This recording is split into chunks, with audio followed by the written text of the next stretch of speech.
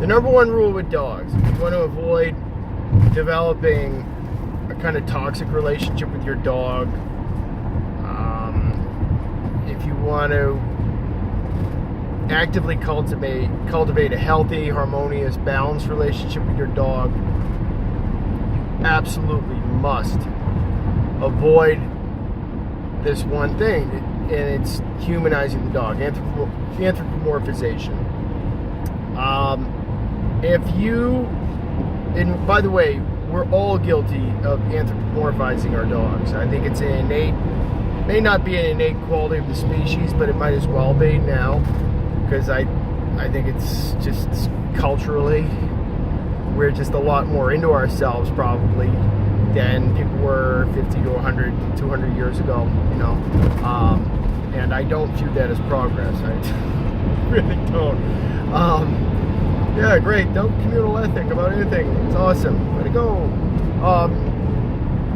But that aside, if you humanize your dog, you will not be able to make objective decisions about how to interact with him, how to train him, how to relate to him. All of your decisions will be based upon emotionally informed bias, viewed through the prism of human concepts and human emotions. And dogs have radically different brains than we do. Their sensory systems, or sensory processing systems, are radically different from ours. They do not have a very large cortex. Their prefrontal cortex, which is basically the seat of decision making, tiny compared to ours.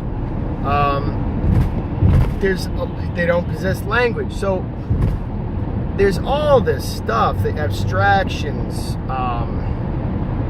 which are probably predicated upon language, whatever, all this ideational baggage we carry with us, the ability to reify things. They don't do that shit.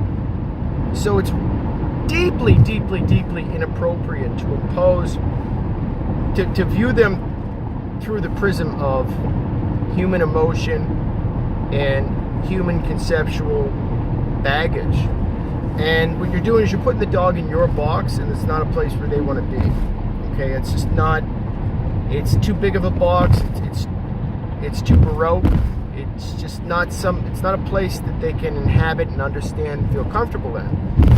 So, regardless of whatever you decide to do, training approaches or whatever, doesn't really matter. If you adopt the attitude that this dog is a dog, they're a separate species, and they're really not like me, then your probability of having success with your dog and having a good relationship with them is going to be, it goes up exponentially.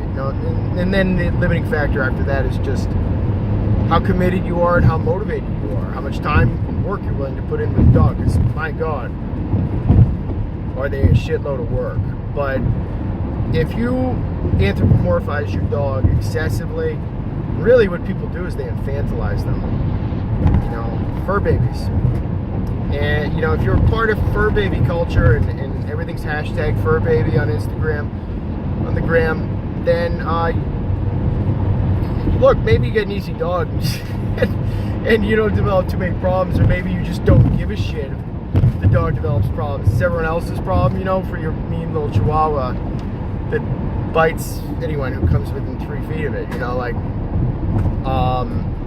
in which case there's no really talking to someone like that. But most people aren't like that, but they are guilty of a much softer version of that, which is the fur baby shit. And what it's going to do is it's going to take you down some really bad paths. You're going to be susceptible to very cynical kinds of marketing,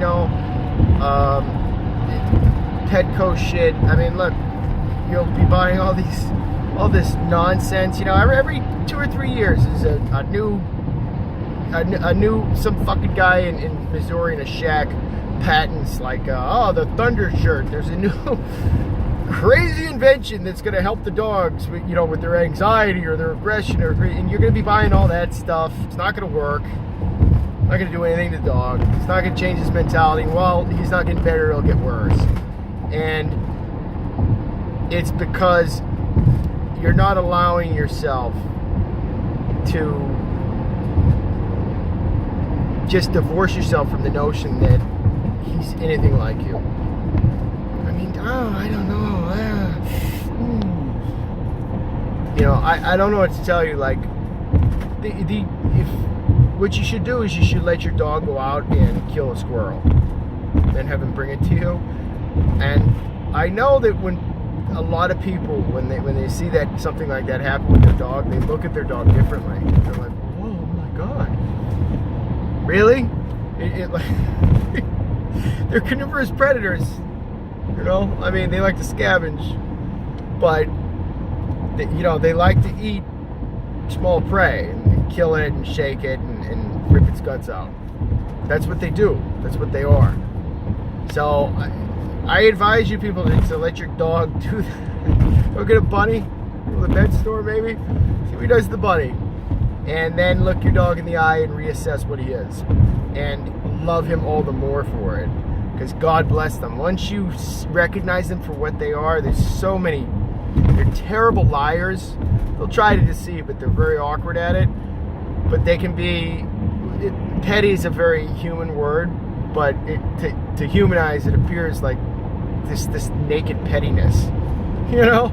Like they can be competitive over shit with each other, you know? They should not be doing that with humans at all. But, you know, it's like...